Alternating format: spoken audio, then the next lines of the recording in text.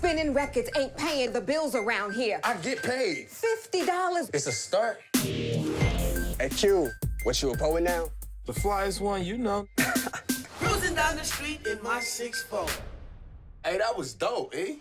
Straight out of Compton. How you go from selling rocks in the dope house to eating dinner in the White House? Our art is a reflection of our reality. I'm coming straight out of Compton. Well, guys, congratulations on the movie again. Thank you. Unbelievable. We talk about father and son bonding activities. Mm-hmm. For you two, this must take it to a whole new level. Tell me about what it was like working together to define the Ice Cube character. It was awesome. You know, we both felt like we were working hard, you know, for the same goal. You know, me behind the camera, him in front of the camera, and we all fought to put the best portrayal of N.W.A. on the screen, and you know, it was great. And this is something we'll have, you know, for the rest of our life. You know, hopefully we'll do more movies, you know, together. I can jump in front of the screen, but you know, this relationship is a great one. You know, he's second generation Hollywood, and this is his rightful place to keep the torch going. What kind of experience was it like having to share these intimate details with O'Shea, you know, of the life you lived coming up, some of the darker times? Was that a tough conversation or easy? Nah, easy. You know, it's like us talking in the kitchen. You know, these conversations have been floating around my house, you know, since he was, you know, knee high to a horsefly. So, you know, he's a great actor. When you had that conversation initially of there's an NWA movie, I want to be involved in that, how did that conversation go? You know, he brought the idea to me before I had a script I could read. You know, it was just about me getting as much experience as I could in a short amount of time, you know, and there's no such thing as an easy role or like, you know, those who say that don't have a respect for the craft because, and just to put my family's legacy on the line, you know, that just adds to it. And you know, the all the pressure that was on set was really stuff that was added by myself. And you know, pressure makes diamonds, so I do it all again. When you were growing up, do you remember these times? You're probably way too young to remember. Did you grow up on NWA?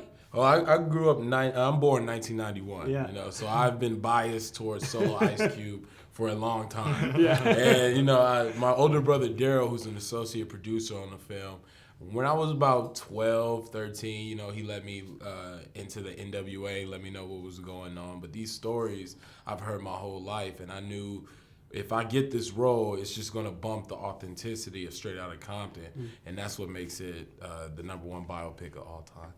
You can say that. No, you give an unreal performance, but we talk about Jason Mitchell, Corey Hawkins. Yes. For you, what was it like behind the camera kind of watching these guys play out? Was it like you were watching real life all over again? Yeah, you know, it was so fun because these guys were so professional and they mastered us and they were us. They are us, you know, as a group.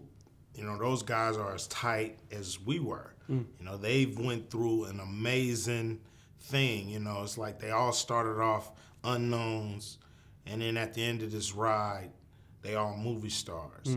And we all started off as unknowns, and at the end of the day, we was rap stars. It was just fun and amazing on all levels, and it's something that I'll remember, you know, vividly my whole life, the process of making this movie.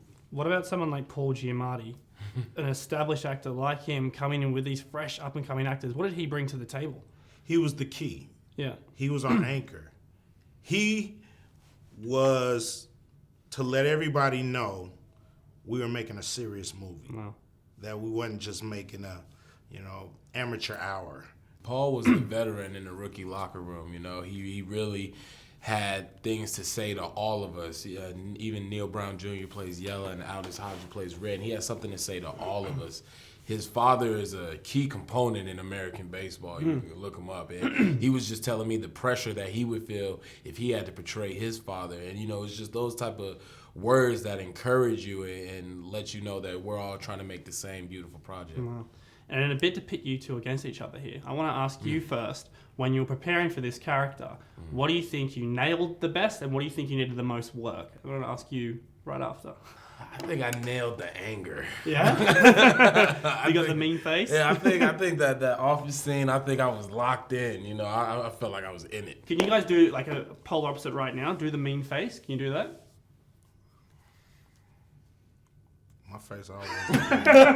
This is my happy face. So what do you think needed the most work? All my work went into the prep. Yeah. That was the hardest part of all of this. Cube, what do you think? He nailed everything the Yeah? best. Yeah, he nailed everything the best. Well, what was the worst? The height. He didn't get the height right. What's really cool, we get glimpses of Tupac and Snoop here. There's rumors that there's going to be a sequel. You Thoughts? asking me about a sequel? Man, I'm trying to get the first one sold in Australia. You asking me about a sequel? Well, what about an NWA reunion? Oh man, I would love it. You know, I don't know if it can feel, you know, without Easy like the reunion, but why can't me, Ren, and Dre do records together that people love? Get Yellow back there, you know, rewind the Yellow Boy. You know what I'm saying? Guys, thanks so much for your time and welcome to Sydney. All right, thanks. This isn't the Crips and Bloods. This is a threat from the federal government. They trying to tell us what we can't play. This is N.W.A. Yo, Dre. What up? I got something to say. We can keep going, man. We can take over the goddamn world. Got a little dust of wind and on deck. Believe a memory, no one will be forgetting. So as I leave, believe I'm starving when I